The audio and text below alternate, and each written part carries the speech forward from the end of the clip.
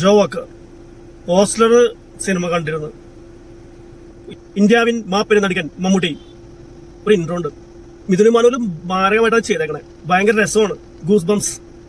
മമ്മൂട്ടി 2024 സിനിമകളുടെ വസന്തമാക്കിക്കൊണ്ട് box office hit അടിക്കാൻ ഉറപ്പായിട്ടും സജ്ജമായിട്ടുള്ളൊരു സിനിമയാണ് ഓസ്ലർ.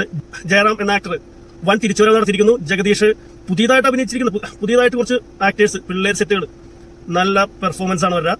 നല്ല രസമായിട്ട് പടം ചെയ്തിട്ടുണ്ട്. എനിക്കൊരു കാര്യം പറയാനുള്ളൂ, ഓവർ എക്സ്പെക്ടേഷൻ ഇത് ചെയ്തുകൊണ്ട് പടം അത് മാത്രമാണ് എന്റെ റിക്വസ്റ്റ്. കാരണം പടം നന്നായിട്ട് ചെയ്തിട്ടുണ്ട്, നല്ല രസമാണ്.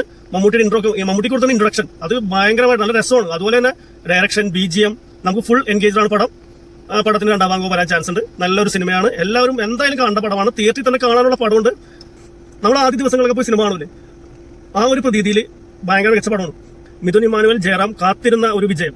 അതുപോലെ 2024 മമ്മൂട്ടി എന്നൊരു നടനായ നമ്മൾ വൻ വരവേൽപ്പാണ് ഈ സിനിമ.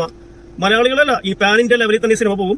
ജയറാമുണ്ട്, ഇന്ത്യാവിൻ മാപ്പരി നടികൻ മമ്മൂട്ടിയുണ്ട്. സിനിമയുടെ മലയാള സിനിമ ലോകോത്തര നിലവാരത്തിലേക്കാണ് പോയിക്കൊണ്ടിരിക്കുന്നത്.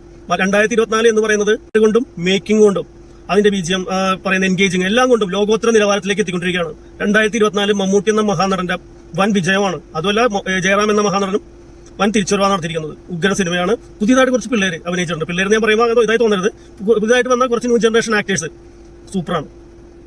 ക്രൈം ത്രില്ലർ എന്ന് ഒരിക്കലും ഇതിനെ പറയാൻ പറ്റില്ല. നമുക്ക് ഇമോഷണൽ ക്രൈം ത്രില്ലർ എന്നേ ഇതിന് പറയാൻ പറ്റുള്ളൂ. നല്ലൊരു സിനിമ. ആദ്യ ദിനങ്ങളിൽ തന്നെ നമുക്ക് തിയേറ്ററിൽ പോയി കാണണം.